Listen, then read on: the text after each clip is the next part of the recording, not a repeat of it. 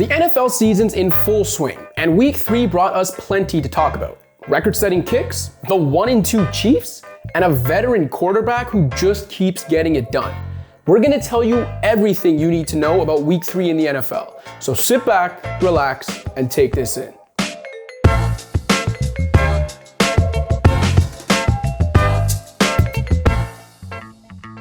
On the same afternoon that Cardinals kicker Matt Prater's record-breaking field goal attempt was returned 109 yards by Jacksonville's Jamal Agnew, itself tied for the longest play in league history, Ravens kicker Justin Tucker ensured no one was running his kickback. Tucker lifted Baltimore over Detroit with an NFL record 66-yard field goal that got some help from the crossbar. That brings us to this week's edition of Take This In Trivia, where today we're asking, what was the previous NFL record for longest field goal before Tucker connected from 66 yards?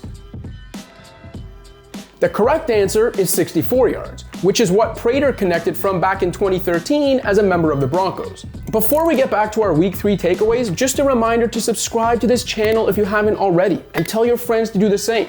We're closing in on 80,000 subscribers and want you to come along for the ride. We need to start talking about Tucker as one of the greatest kickers ever, by the way. The guy not only owns the longest field goal in league history, he's also now 16 for 16 in his career on field goal attempts in the final minute of regulation. Lions fans must be sick of him though. Back in 2013, Tucker single-handedly outscored Detroit 18-16 in a 6 field goal performance. Lions fans just gotta be sick in general if we're being honest though. The team hasn't made the playoffs in 5 years, hasn't won a playoff game in 30 years, just fell to 0-3 on a 66-yard field goal that bounced off the crossbar, and has to watch Matthew Stafford put up early MVP numbers in Los Angeles. Stafford's Rams improved to 3-0 with a week 3 win over Tom Brady's defending champion Bucs, Tampa's first loss since week 12 of last season. In his first season with the Rams after 12 years in Detroit, Stafford owns a league-leading adjusted QB rating of 82.8. He's also thrown for 9 touchdowns compared to just 1 interception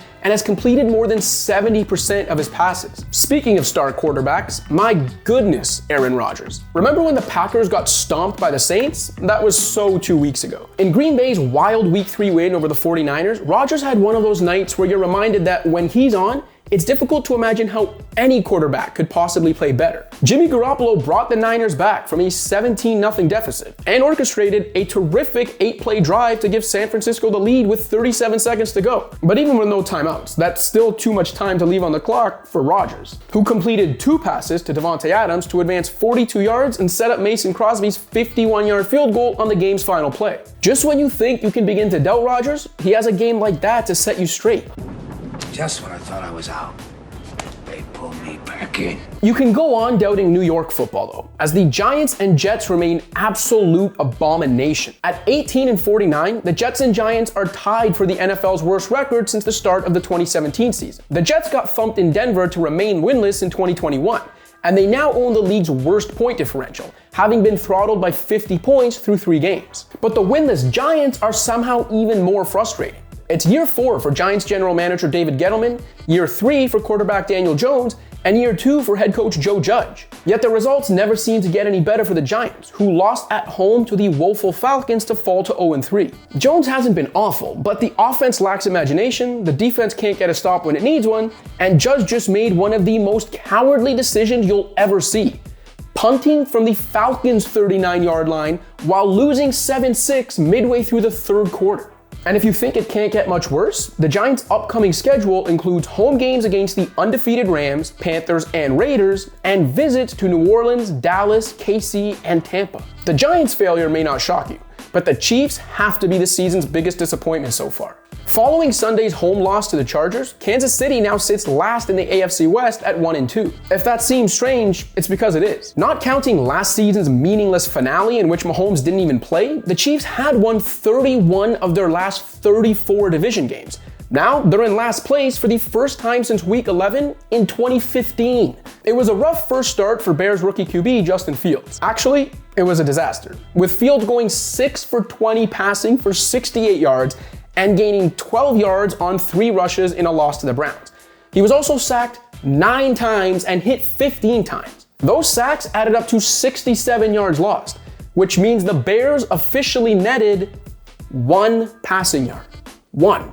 One more than you and I netted on Sunday. That's embarrassing.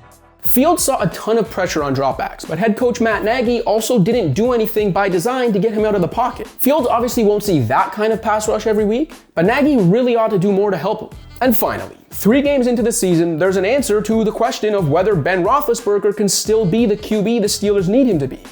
And it's not the answer Pittsburgh hoped for. Forget the stats, forget about the offensive line being bad, and forget the fact that 3 of Roethlisberger's top receivers are hurt. Big Ben's processing things slowly, missing open targets, and genuinely looking like he's got very little left in the tank. Sure, first-year coordinator Matt Canada's offense looks just as unimaginative as it was last year before he took over. But Roethlisberger's many flaws are plain to see. He's holding back an offense with plenty of firepower, and there's no denying it anymore. But enough from us. What was your biggest Week 3 takeaway? Let us know in the comments, and don't forget to like and subscribe.